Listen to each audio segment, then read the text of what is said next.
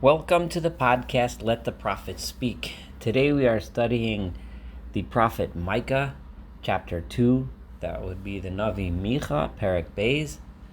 And this is Saul Weiner, the host for your podcast. The last chapter in 1, we learned of the destruction that Micah, the prophet Micah, had prophesied regarding the Jewish people, that God was going to descend upon the earth and punish the people.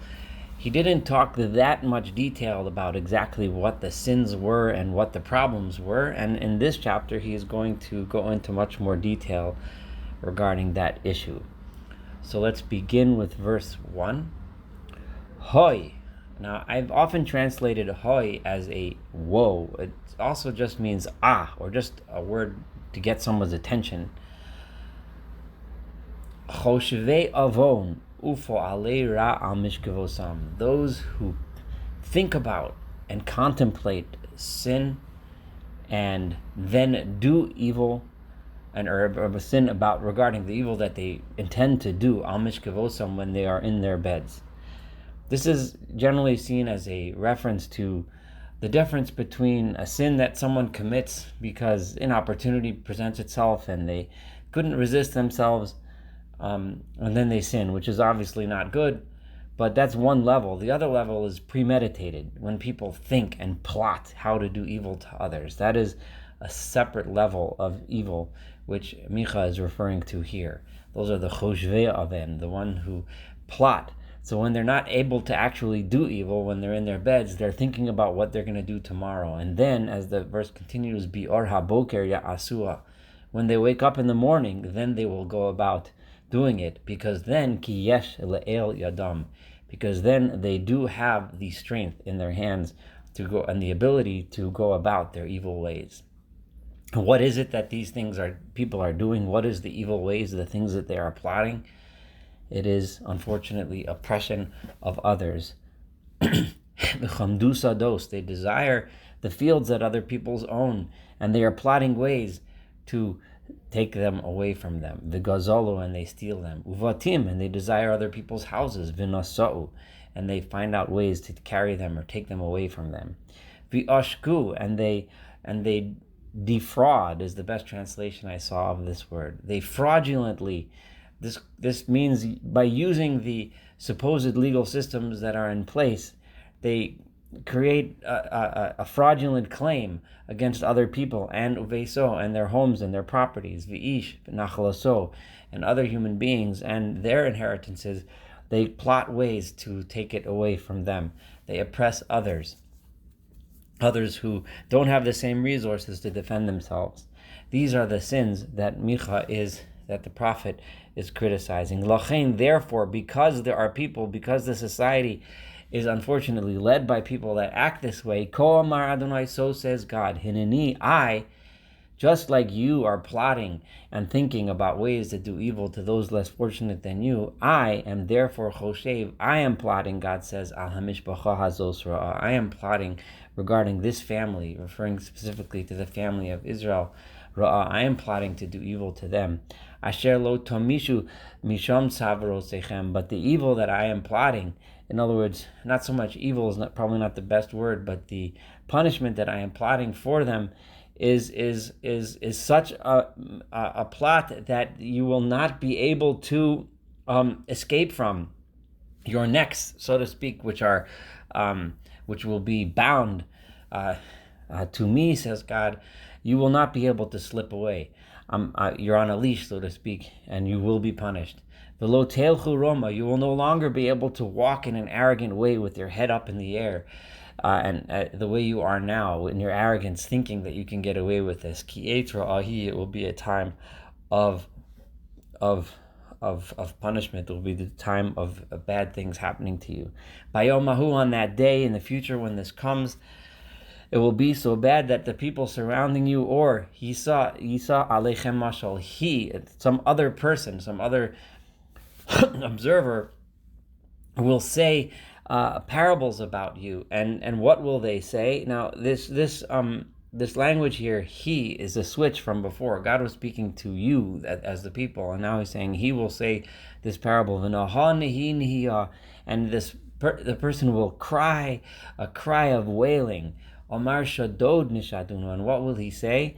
And now it sounds like this person that's speaking is one of the people of Israel who's looking around him or herself and seeing what is happening to his people and saying, Shadod Nishadunu, we have become looted, or shadod is, or ravaged.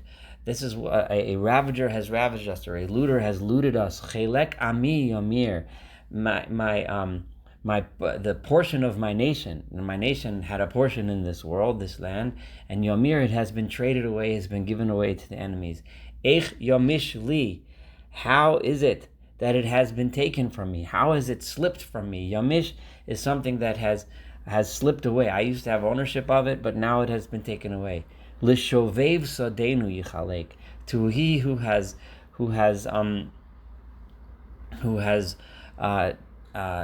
been my shovev is like bandits, like field bandits, a band of bandits that run through the field and through the wild, and then they come and attack a place and take it away. To those people, it has been given. Lachein, therefore, says God, lo yeh lecha mashlichevel b'gorol, because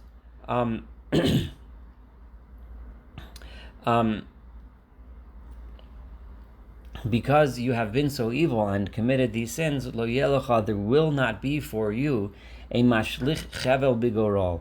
Means chevel b'gorol is when one does a lottery to divide something up. One of the ways they used to do it in those days was people would throw a rope into a bucket, or some place, and then they would mix them up, and someone would pull out the rope, and whoever owned the rope would get a certain portion. So mashlich chevel b'gorol means that because you have sinned so much, when we do divide up the land, you will not be part of that lottery. You will not get your portion, B'kahal Adonai, in the congregation of God. Interestingly, the words here have been switching off a lot, because in the beginning, in verses 1-3, God speaks to the evil people in plural. He speaks to you as plural. Alechem, you, meaning the Jewish people are sinning. You, the Jewish people, deserve punishment, and so on.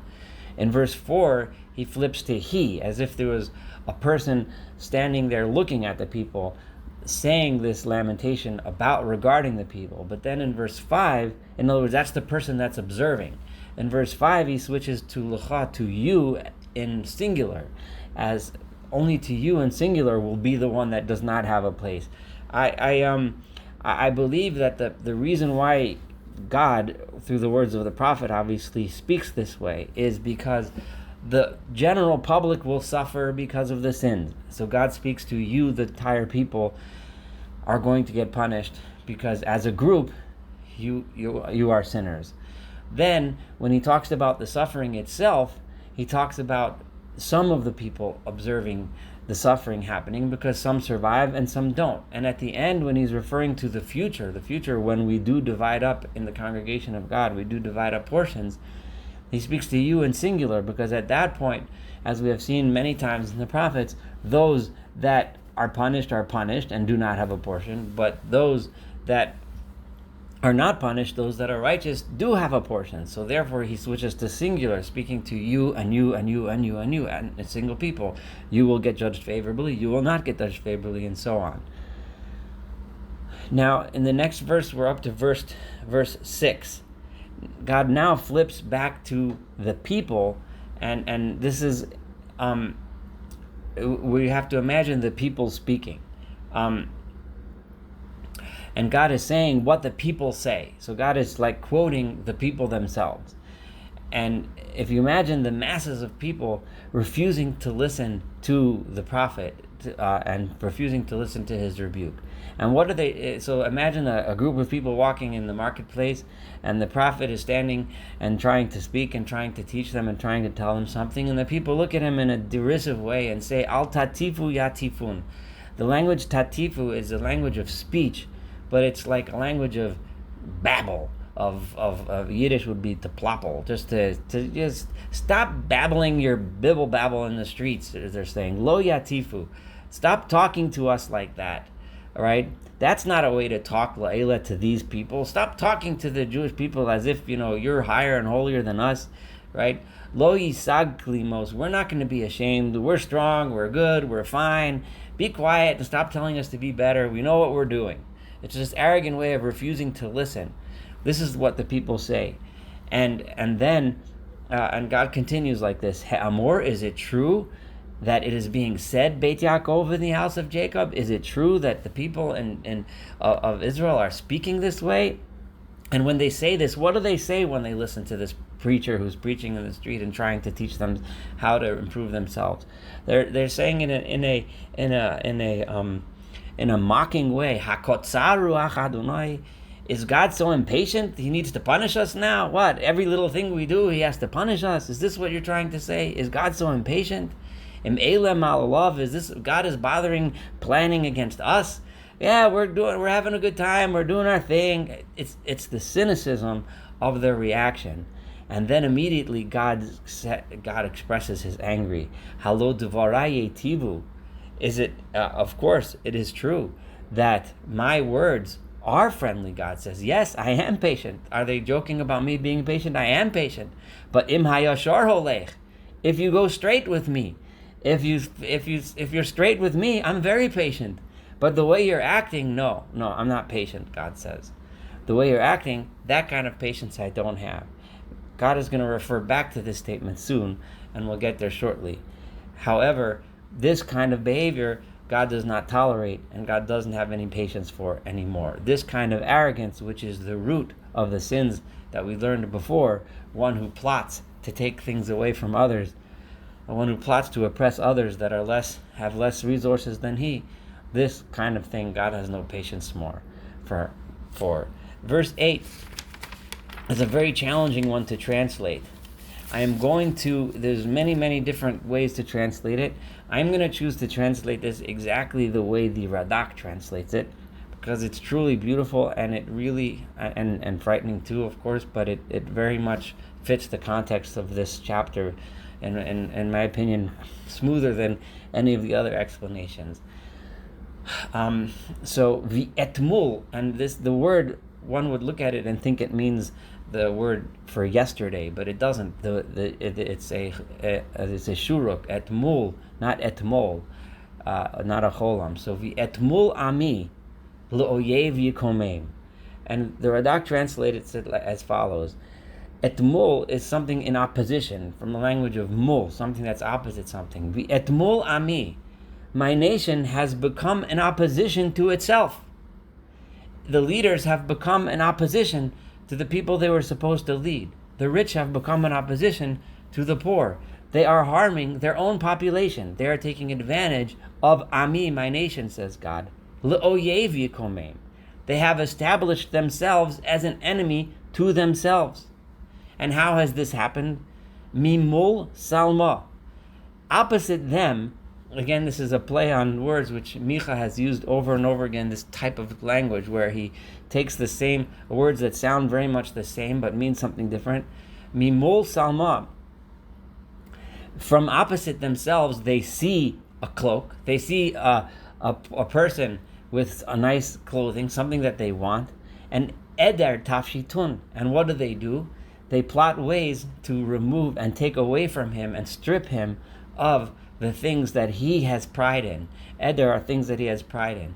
They see a person that has a nice suit, and they know that he's poorer than them, and they plot ways to impoverish him in order to take his things away. Me'ovrim betach, from those people that are simply walking on the street in a very unsuspecting betach, in a confident way. All he's doing is just going about his business, doing his thing. But if he has something nice, they treat him in that way that they can take advantage of him and take it away. Shuvei milchama. These are the those that they treated them and they made them into people that are similar to those that are returning from war. Now this is a very deep comparison here, and it's comparing the suffering that one perpetrates upon another person, whether it's robbing from them, or whether it's literally grabbing something from them, or using the supposed system of justice to take things away from them, or to taking advantage of others, to the type of trauma that is suffered by someone that returns from war. I don't think it's a stretch to say that what Micah is referring to is what today we would refer to as PTSD, post-traumatic stress. That the one coming back from war is stripped of everything, which is how the Radak explains it. He comes back with nothing. He comes back desperate. And the way you are treating the poor is the same way, and they end up being just like those that return from war. And then Micah, the prophet, goes on, and he turns to additional suffering. Nishei ami tigarshun. You are causing that the women of my nation, the ones who depend on these men that are being taken advantage of, the ones who live in those families, it ends up ruining their lives. It ends up causing divorce. It ends up causing broken families.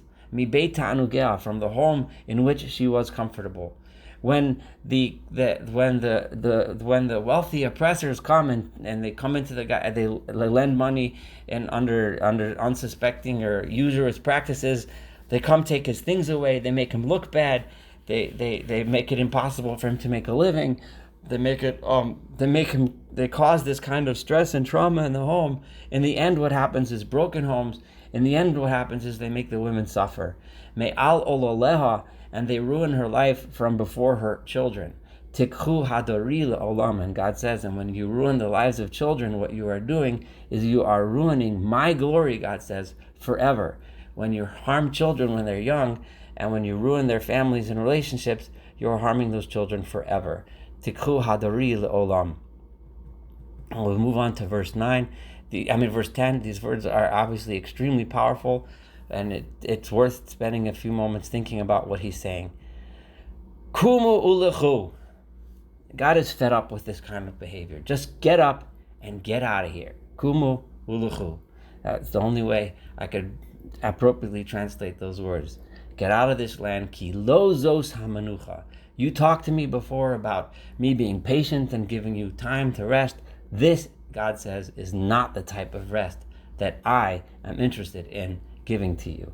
Ba'avor tama'ah, because you have defiled the land. Tichabel, you are going to be wounded, and not just wounded, the chevel nimratz, it is going to be a powerful, terrible destruction. Lu ish, and then God says, I'm sending you prophets to listen to me, but what kind of person will you listen to?